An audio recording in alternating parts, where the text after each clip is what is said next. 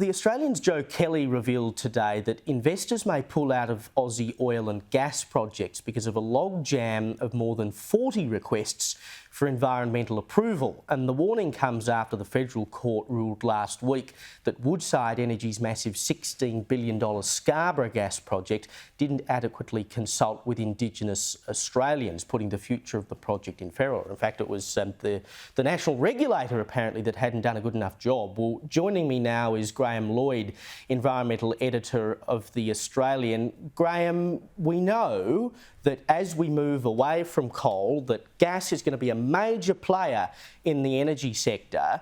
If we're holding up the projects that will give us this gas, there's really only one other place we can go, which is Russia. And why would we want to do that right now? That's right. Good afternoon, Caleb. Well, certainly it's hard to think of a time when the sovereign risk was more of an issue for the big investors in energy projects in Australia. We're sort of having now an issue with projects up in Queensland, export controls, increased royalties on coal projects, and now in Western Australia, it's really an issue of regulatory failure. The Scarborough gas project had thought that it had its approvals, it was moving ahead, and then those approvals have been challenged. And it was the regulatory authority that was challenged, and it had mucked it up. This is the second big gas project that's failed at this hurdle, and it's going to have to go back and repeat those approvals. But what the industry groups are saying, look, this is now we have a regulatory system that's gun shy. There are 70 proposals in there waiting to be considered and approved, and it's gumming the whole things up. And if you're in the business of investing money and getting a return on it, Australia's looking like a less and less attractive place. And some of these projects have been sitting there since last year waiting for approval. I mean, how much red and green tape can we sustain on these things before we start to see, I mean, we already know that power prices are through the roof. How long can this go on before you and I start paying for it in our power bills, and before we start seriously talking about, well, we don't have enough power generation here because we actively held up the projects that would have delivered the energy we need? Well, certainly on these projects, they're sort of export focused, and they're in Western Australia, very, very big projects. But the issue more broadly about the competence of regulators and the decision-making process and decisions being open to lawfare, if you like, by sectional interests, that is a very big problem. It's only going to get bigger. We're seeing a lot of pushback now towards renewable energy projects and other things. They're going to have to really get an approvals process that protects the environment, protects local communities and delivers projects.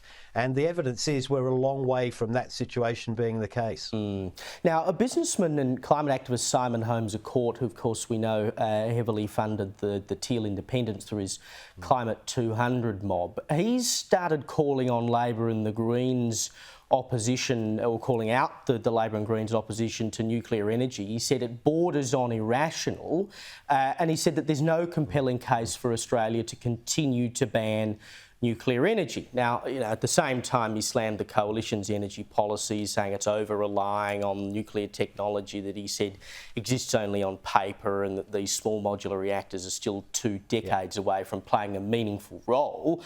But is it not good to see someone who's played such a large role in the climate discussion saying, no, there is no genuine reason to maintain this ban on nuclear energy, which of course we know the government keeps poo-pooing and saying, oh, well, it's simply not viable, so why lift the ban? Well, if it's not viable, you've got nothing to lose in lifting the ban, do you?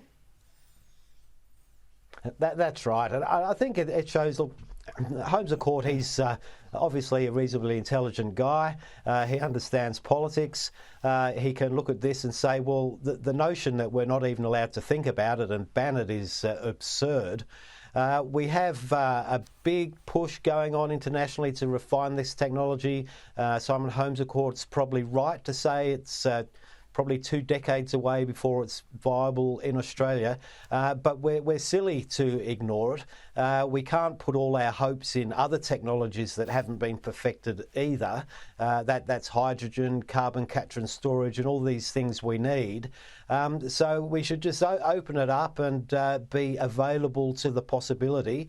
If you don't think it's going to work, that's fine. You can think that. But if someone wants to invest in it down the track and it does work, well, that can only be good.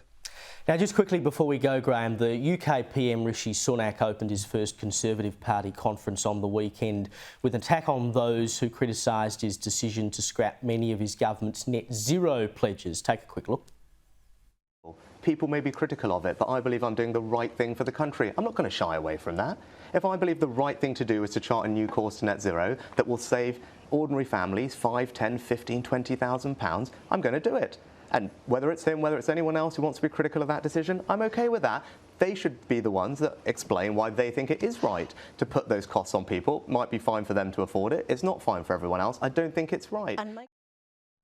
Just quickly, Graham, common sense at last. Is it going to catch on?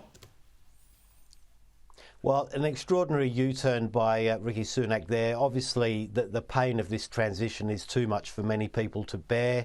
The proof is that Germany and France immediately followed and started winding back some of their net zero policies. It was an extraordinary speech that Rishi Sunak gave when he announced they were going to be reduced. He was basically saying, look, the elites had got out of touch with the ordinary people. Nobody had explained what was involved. People were very unhappy, and obviously with an eye to the election, he said, we better get out of here, and he's sticking to his guns. Little bit of common sense, extraordinary, isn't it? Graham Lloyd, thank you for joining me.